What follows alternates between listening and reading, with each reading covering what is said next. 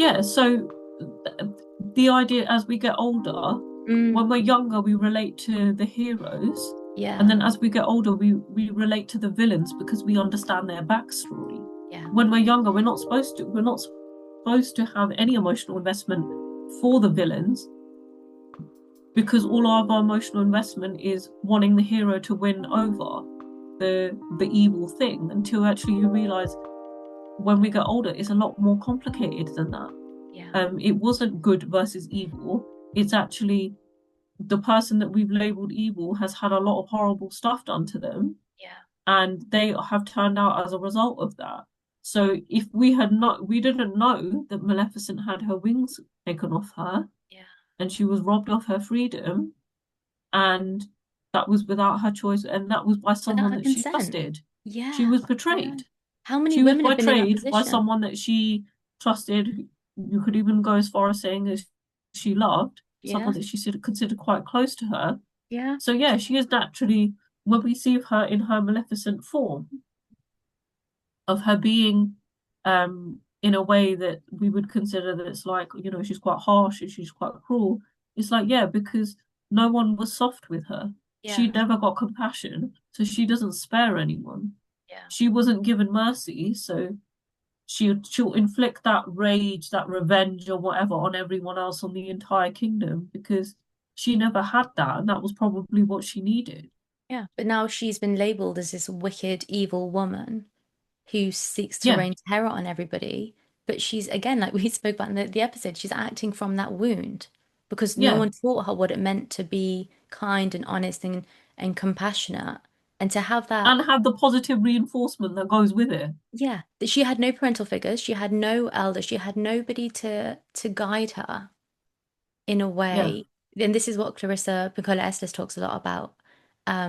Is you in all of these fairy tales, and I think Marion Woodman and Marie from France as well, that a lot of these fairy tales, how many of the young women are either orphaned women or they have no yeah, mother, they most of have no them. father, they're all helpless. They start off in that way. Maleficent Yeah, was no different, and she had no one to guide no, her.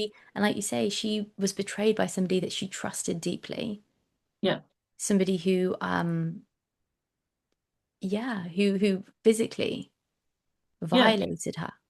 yeah, And then we wonder, well, why is she like this? But and I think this is why I love these reframes with the Disney stories and the fairy tales, is because we get to yeah, see that other side of them. Like even in Cruella de Vil, 101 Dalmatians. I yeah, hated Cruella de Vil as a child, right? Like you say, we were supposed to yeah, hate them. But she says something to Anita in that when she says that she's getting married. And she says more young women have been lost to marriage than war, famine, bitch. and something else Yeah, combined. And it's true. yeah, And it's not to hate marriage as a no, concept, but it's the way in which society has perpetuated this, that when, as a married woman, you lose your independence, you lose your fierceness, you have to become very yeah, submissive, you have to become very domesticated, you can't do this, you can't do that. Why can't we have marriage no, and you don't lose your sense of self or who you are? yeah.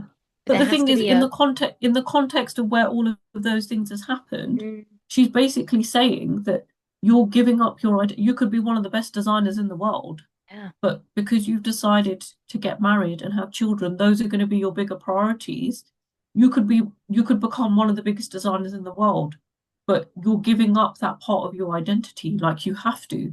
And yeah, I think society in a way is sort of framed in this way of like, yeah, but you're married now. Like you have children now, you have responsibilities now. you Those have to things take sacrifice your precedent. dreams. Yeah, they don't Yeah, mean anything sacrifice your now. dreams. You have And a that's the husband and first thing to children. go. And Yeah. you can't constantly say to us when you're also reinforcing that you have to abandon that desire Yeah. all the time. Yeah. And then you're like, well, women get into relationships and lose themselves. Yeah, because that's what they've seen. This is what they know. This is what they know. And Yeah. whether that be on screen, in books, in real life, when you see people around you who've given up, oh yeah, no, I turned that down, or because and whether they say it or not, that is ultimately what it is. Or they talk about their life, Yeah. all of these things that they've done, and they'll be like, yeah, then I got married and then everything changed. And Yeah. I'm not denying that that isn't true, but I'm saying, and maybe it is too much of an ask to be like, obviously there's certain things that can't continue. That's a shame. Isn't there a way that we can do both? Are Yeah. we asking for too much? Yes, you can have everything, but not at the same time. Fine. Where's that narrative for men? Yeah.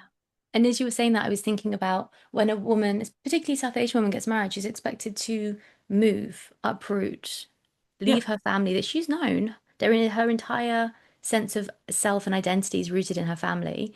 And then she has to change her name. She has to, register at the doctors and do all these things. And that can be an exciting part of the process. But there is no equal for men. They don't have to do anything. They don't have to do anything that's difficult or change their sense of self and identity in this. But I think the sacrifice on both sides is different. Women Yes. are expected to give up more. We're Yeah. expected to compromise more. We're expected to do more. And that's not to say you can have two people who live in completely different areas move somewhere so you can have some sense of equality that you're going through a lot of change in quite a short space of time together and find a lot of solidarity in that. Yeah. But it's that change of all of that, I think majority affects women more. That's not to Yeah. say it doesn't affect men. I think it just, from an impact and identity level, Yeah. it is completely different. Mm. And a lot of that is because of assumed responsibility. You know, And I think it just comes down to that and of like she, sorry. whether it be that you're like a wife marrying into, especially in like South Asian traditional context setup, of yeah, you're going to move in with your in-laws. That's a whole different set of rules and responsibilities that no one tells you, but you're expected to know. And it isn't until you sort of make those mistakes and you figure stuff out and you're held to a standard that, you know, when that equivalent happens where the same son-in-law goes to in-law's house on the other side, they're treated like royalty and that setup is completely different. Yeah, they learn a different set of rules, but it doesn't matter. There's a lot more leniency there that there isn't there. And that sort of double standard. Um, but there's so many things like that. Yeah. Yeah. But There's so many things like that. oh yeah, I think as well with brides, there is a need. It's very performative from the get-go, right? Yeah. They're constantly trying to prove themselves. Am I good enough? I need to do this. I need to do that, and it's really And sad as men well. either don't have that pressure or they just don't feel it to the same degree. Which is strange because it's like you're also navigating another family. You want to be liked and hoped and well respected and belonging in that part of the community as well. But the stress test on both sides is completely different. Yeah. And I know they're a poet friend who's getting married, yeah, and she's developed a stress rash, and so she shared it on her story, and loads of other brides and whatever have commented in saying, "Yeah, oh my God, I was the same." Like, and all of a sudden you see this outpour of all of these women sharing, yeah, like as much as it's supposed to be the happiest time of my life, this is the yeah, most stressed I've ever been, and despite all of the work I've put in before this. My skin is the worst it's ever been, even though I've looked after myself, all of that's gone out of the window. Like all of these maintenance things that I've done to keep things going mm, just isn't working on the day of. Like I haven't slept, can't remember the last time I've eaten, I don't know what's going on, and you lose all sense of grounding for this spectacle, yeah. And I which you've wonder if paid thousands and thousands of pounds for. There's more financial investment, the emotional investment sometimes like divvies depending on how yeah, you're feeling. And you're like, what was this all for again? yeah, What are we yeah. doing here?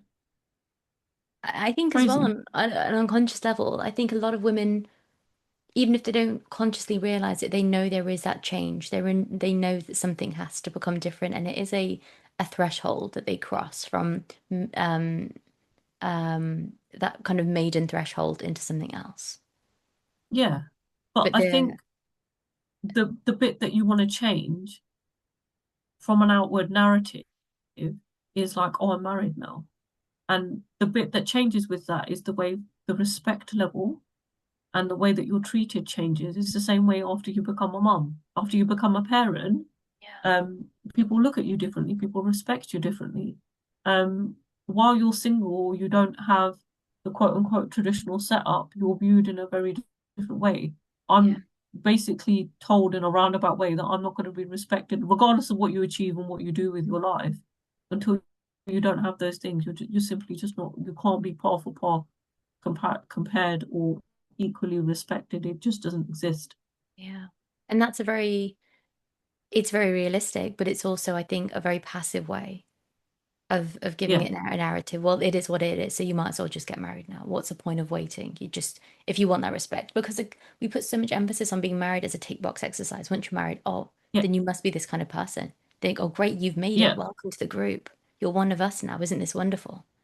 Right? There is that yeah. silent, like, welcome to the club kind of feel. Social And acceptance, basically, what it's yeah, for is a social belonging. acceptance for the emotional validation of being part Mm, of this clique that everyone's supposed to be, everyone's supposed to be aspire to be a part of.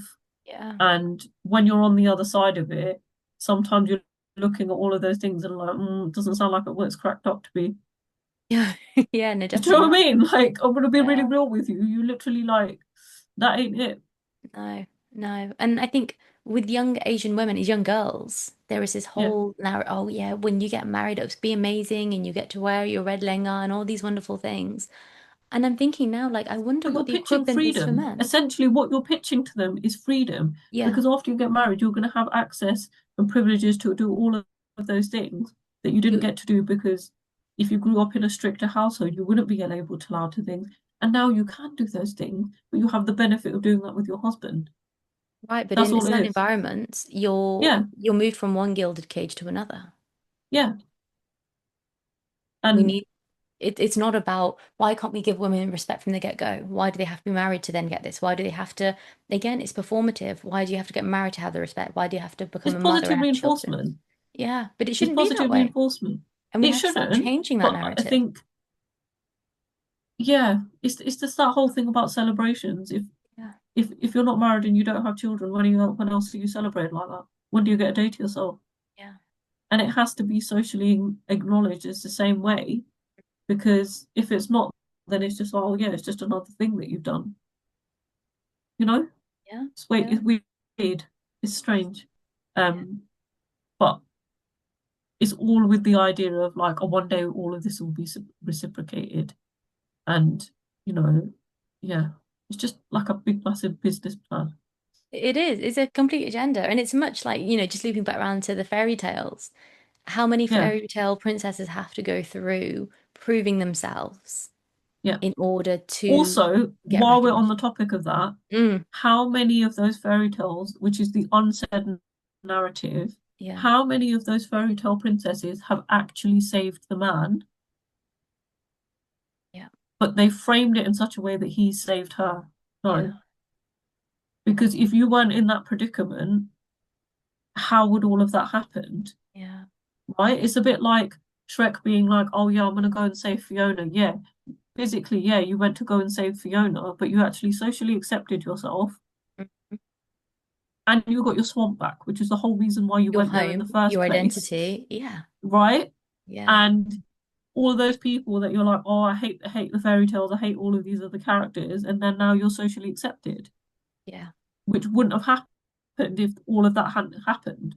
yeah, But it's framed of like, no, he saved her. yeah, of course.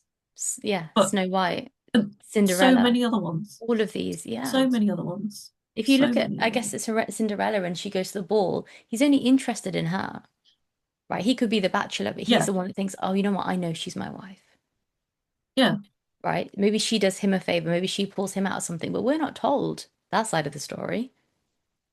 It's that, oh, yeah. she was I mean, so I beautiful, guess and then he fell he's in love, being and that's badgered it. in a way. He's being badgered in a way that I think an Indian woman traditionally would. So Mm, she's looking for a night off, and he's like, I found an answer to all of my questions, and magically all of that does happen. It's like you just need to find the right person to unlock that good thing yeah, of being able to do all of those things, and that is basically through just another person. yeah, Um, whereas it's the same in Frozen, right? Like Kristoff's character is like, yeah, I'm saving you from marrying Hans. Yeah, but she also saved you from a life of social isolation because that doesn't look like it was going anywhere. yeah, And not, not, it sounds really harsh, but like, what else was his social setup apart from his brothers? yeah.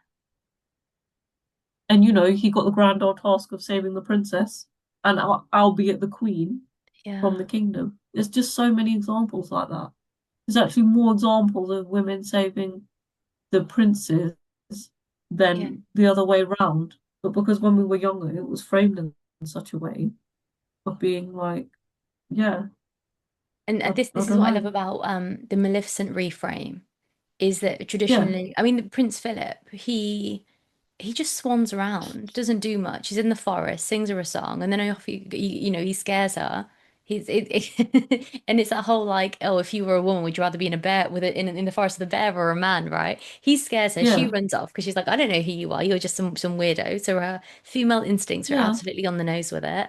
But in yeah, the retelling, it's Maleficent who has to kiss Aurora, and I love that yeah, it's that sense of female connection, yeah. right? That But relationship there. It doesn't have to yeah, be romantic anymore.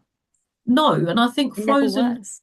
it never was, and part of the reason why, again, one of the things that isn't talked about until Frozen was written. Mhm. Frozen only happened because it was written by women. Yes. Because no group of men are going to sit there and write a story about sisterhood. Not going to happen. No. And so Even, they've gone in with a sister-led story of it being like, no, it's not about the man. It's about the love between sisters. yes. And that was one of the biggest grossing Disney films Yeah. because, yeah, you're not getting a group of men to try and think of an idea that brotherhood is not like sisterhood. Do you know No. what I mean? Like, it's No. just so and I'm not saying that you can't expect that from men, but I'm saying one of the reasons it landed the way that it did is because you had more women working on that project. Yeah. Otherwise, Because it would yeah, but I'd it love to just see more wouldn't have happened. projects where men take over and there is that sense of brotherly community. Because I think Yeah, that it's absolutely there. It just looks different. This is what I love working with male clients as well as female clients, is because yeah, the way that men's their minds work is so different. It's so yeah, dynamic, right? Where women we connect in a different way. And it's yeah, honoring what that looks like. It's so, mm, so important to have that. yeah. And I think the difference is connection is like for men it's standing shoulder to shoulder, and for women it's standing opposite, as in like you're in the trenches with me. We're going through this together. Yes.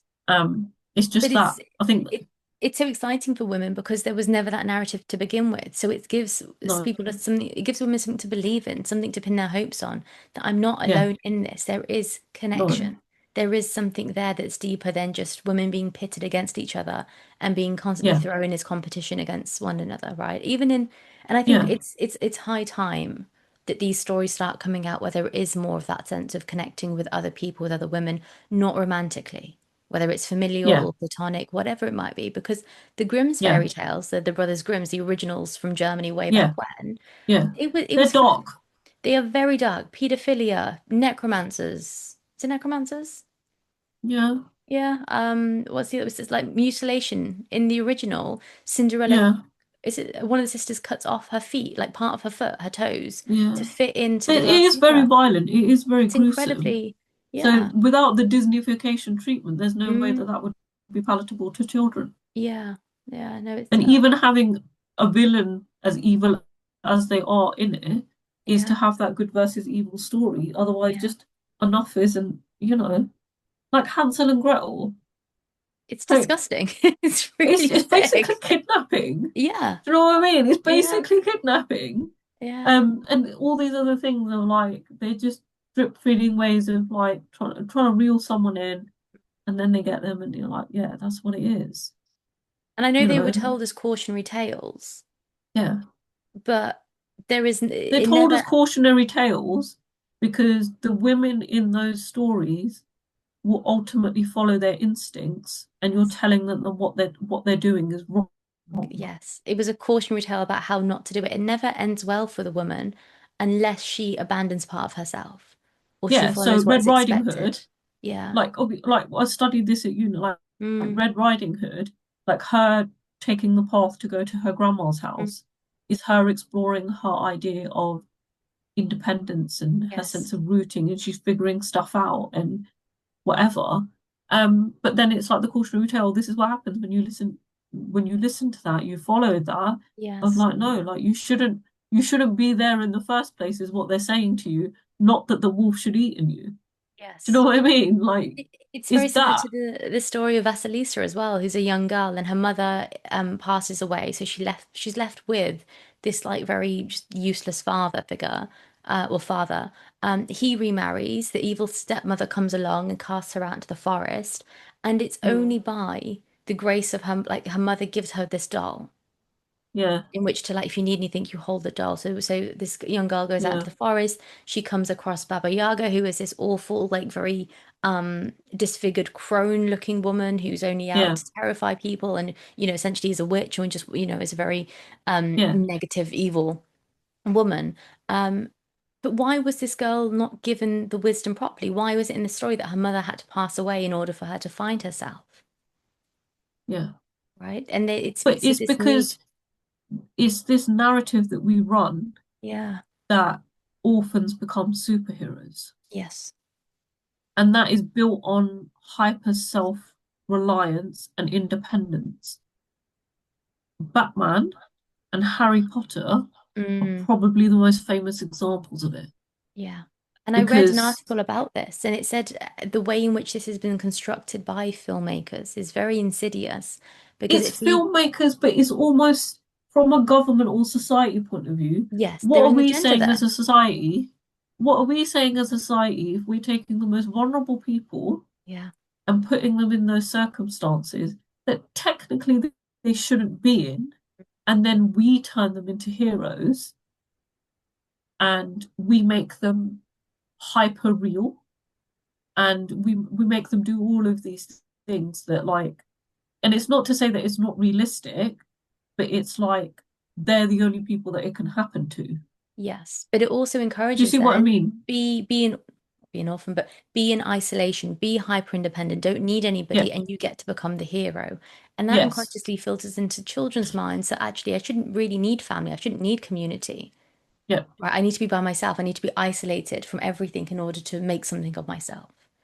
It's the opposite, Which right? which I think with the way some success narratives work, they do operate on that Yeah. of Yeah. like, yeah, if you've got a dream and you're going to chase it, you've got to work hard and you need to double Yes. down, you need to hustle and you need to grind. And Mm, it's like some of the success stories of all of these people, it's like, yeah, that's spending a lot of time in isolation. mm, Even if you're in the context of a big, broader, wider company, yeah. that's saying that's running the narrative. Like, yeah, you need to work 70, 80 hours a week if you want to make your dream happen. Yeah. And you need to do all of these things as a context of that. And like, yeah, in the height of Microsoft being born and Apple being born, that's what they were doing as founders Yeah. until they reached a point where they're slowly, slowly, slowly stepping away. And they don't need to run like that anymore because you've already made it now. Now you just need to maintain it. Yes. And then you can come back and do whatever you sort of are. Yeah. Whereas this narrative seems to keep reappearing, and they're like, no, like once we decide that you're done, you can't do anything. Um, which is both healthy and unhealthy at the same time. Um, it's really important to acknowledge here to think for yourselves, to Yeah, do your research, to don't just go take things like social media and the news for face value. yeah, There are outlets that we have to be very careful with what we trust and what we listen to. We cannot just, oh, because yeah, it's on the TV, we trust it. Please think for yourself. yeah. And I think It's so the important. It's so critical thinking necessary. is maybe a little bit harder or different for the next generation because when we grow up, you sort of could. Um, or it was completely the either way. Like there were certain places or people that you can turn to where you feel like, yeah, that sounds true, it sounds real reason, whatever. And now it feels like you can't trust anything. Um, and so we've got more information than we've ever had before, and we still feel the least informed about everything. Yeah. So trust yourselves. You can't trust anything Yeah, else out there, the news, or yeah, trust your yourselves, instinct. trust your discernment about this. Yeah, That yeah. is what's going to see you But it's through. also having the ability to discern that, to Yeah. be able Yeah. to ask the hard questions, to challenge not authority or the status quo for the sake of it, but to actually like, what are we getting to here? Yeah. What was the point of all of that? Yeah. Um, Don't just that just digest it because it's there or readily available. Be very Yeah, conscious I of know. I what think your that's the thing that social understandings. media has done, right? It's Yeah. taken hard things and made it into short, like limited, quick content that is easily digestible. That you can Yes. sit there and be like, yeah, yeah, yeah. I watched everything on the Epstein files. I know everything about it. Yeah, yeah. And do Oh, you know yeah. what I It mean? wasn't Like that it's just bad or this and or that. And people spin a yeah, narrative. It's so, especially with things like it's reels, you spinning a can narrative, completely pull it definitely. out of context, right? There are Yeah, so many from this conversation, so many parts that somebody could edit out and say, oh, yeah, no, they were talking about this. Like, can you believe they're like this? And, yeah, but just be discerning about what you're seeing, what you're reading out there. It's so important yeah. to have that I think critical and thinking skill. all of that is, you know, I guess sometimes it feels like the real world has lost its nuance. When you have this sort of one frame way of like this is how it is, and you put it in such a way, it makes it seem like that's how it is, when actually it's from a bigger, broader, wider context of all these other things that have happened before and after that that aren't really acknowledged Mhm. because you see it for what it is, and you want rage bait and you want outrage and you want response and feedback and all of that, and it just creates its own loop. Yeah.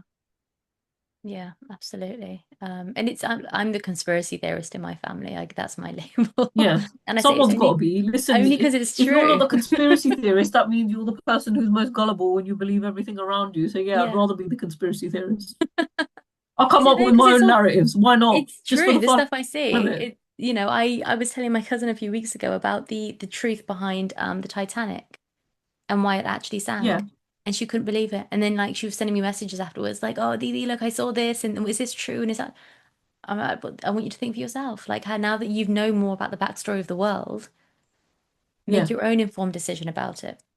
Right, let's yeah, stop di just digesting what's in front of us and ask, do I want to digest this? Not from a I can't face the truth, because I know that's the first step in, oh, actually, things are very different. Like, oh, I don't know, this is going to challenge my whole perception of the world. But once you get past that stage, is what do I mm, choose to believe in? Because there is a difference between choosing something and having yeah, to just take it on. And I think when yeah, we just take things on like that, it can bring up a very helpless, hopeless energy of, well, it is what it is, and what's the point of trying? But when we choose yeah, to want to believe in better, to be the change yeah, we want to see, it has such a more far-reaching, a profound impact as well. And it encourages us as a community of people to want to take more steps to be better and improve ourselves and our growth as well. definitely. But I think as we found out, like a lot of those beliefs or things that you grow up with is inherited Yes. because you inherit other people's faith, other people's beliefs, opinions, whatever, until you're old enough or self-aware enough to be able to discern something different. Yeah. And then when you start questioning all of those things, essentially that's what Pray Tell was, is like questioning all of the stuff that I've already believed for a long time, and just randomly loads of people talking to me about all sorts of things, and being like, yeah, oh, clearly there's something here. And yeah, what things do I actually believe in because I believe in them, or what things have sort of I just took as a given because everyone else around me sort of did. Like it's Yeah. just like yeah, I just accepted that as the thing because everyone else accepted that as a premise. And Yeah. if I was to challenge or to question it, I haven't got the answer to that. Does anybody like, do you know what I mean? And it appears no one else does either. So Yeah. And that's okay. Find your way through it. Doesn't yeah, mean that it doesn't mean we have to have answers for everything, no, right? But but it let's would be trust helpful. it Or would turning to be. chat and and not turning to chat GPT as a Yeah. like a Yeah. an answer to everything because yeah, there's that as well. Yeah. I think there's a wisdom though. A beautiful part of life is finding the answers for yourself, Definitely. right? In my experience, 9 out of 10 times they're almost always within you. And Yes. it's just to find a way of unlocking it, and Yes. however, whatever way of doing that, it's all in you and we just have to find it. Yeah, absolutely. And I think that unlocking it is really critical because it's something that I struggled with for a long time. I'd hear like, "Oh, it's all inside of you. You know the answers." And I was like, "I don't know how to get these out. I don't know how to articulate them. I don't know how to." Yeah, but because you're running under the assumption that you're going to be the one to do it. But the Yeah. whole point of being in an environment or being around people is the same way that you would, right? As a therapist, you're going to go in and ask a question Yeah. the same way a family, a friend, or whoever, anyone in your environment would do the same. Yeah. they ask you a question that you wouldn't necessarily ask yourself because you've reached the end of that thought process narrative that you were running, Yeah. and someone's posed something to you in a slightly different way that you wouldn't necessarily have done yourself, and that's unlocked the thing in you. Or someone said something to you, or you've read something, or you've watched something, or like you've taken in a piece of art, or like whatever, and that's unlocked something in you that's got you thinking about all of these sorts of things. Yeah. Yeah. And that's why I can't take therapy as one approach as a one size fits all because I see some No, clients need a bit more of this. They might need a bit of something else. And it's so important to yeah, honor that because it honors who they are in their own journey. yeah. But it honors your discernment as a professional, being understanding of other people's wants and needs, of being like, yeah, no, this isn't a one size fits all because everyone's experiences aren't the same. So how can you have a one size fits all Yeah. when the whole point is supposed to be tailored to who's in front of you and what they need and what you feel like this would help them with. Yeah. Some things work for certain people, some things don't. Like the same way, going back to journaling, writing about really traumatic things might re-traumatize people, whereas talking about it might be a bit easier because you're not running that same narrative in your head because someone's guiding you through those questions and deliberately taking the conversation in a different way that you wouldn't necessarily have either thought of or to even write on. Yeah, Depends on absolutely. the trauma. It does. And patterns and conditionings and all of these other things that we have to sit with to understand more about ourselves. But once we Definitely. it's a muscle to be stretched and to um Practice, yeah, because like the more any you other do it. thing. Yeah, and Yeah, the I more you do it, the love better you get at it. yeah, I love hearing my clients say, "Oh yeah, like I was feeling this way, so I sat with it." And they just carry on talking. And I'm like, "Hold Yeah, on. Just pause there. Let's just recognize that you sat with yeah, this yourself. This is incredible." yeah, And they're like, yeah.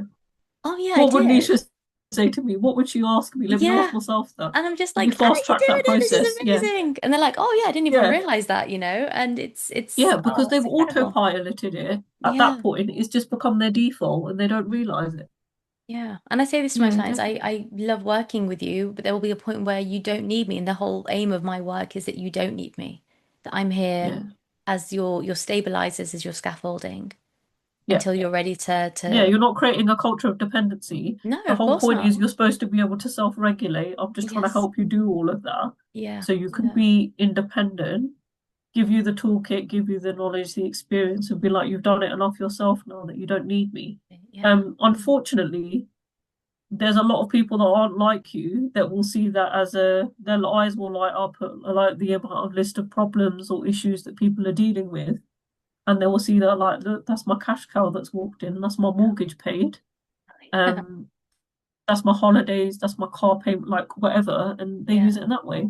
Yeah. And Which is, I've I think, developed this framework in this way where I'm, with the greatest of respect, I'm saying after 4 to 6 months, like you shouldn't need me anymore, right? yeah. We're doing the work and getting If you systems in the do, then I haven't done my bit right, clearly. yeah. Like, yeah, no, like, Yeah. no, the thing is, I get it. As a teacher, sometimes you have to honor, like, if you don't get it, it's not because you don't get it, it's because I'm not explaining myself properly, and Yeah. that's why it's not landing with you, clearly. Yes. Yeah. So, as much as it is on them, sometimes it is on us. Absolutely. 100%. Yeah. And it's part of my work to But yeah, understand where is it not landing, what needs to, do we slow things down even more? Maybe there's a different aspect. There's so much involved because we are so different, yet so similar yeah, as well.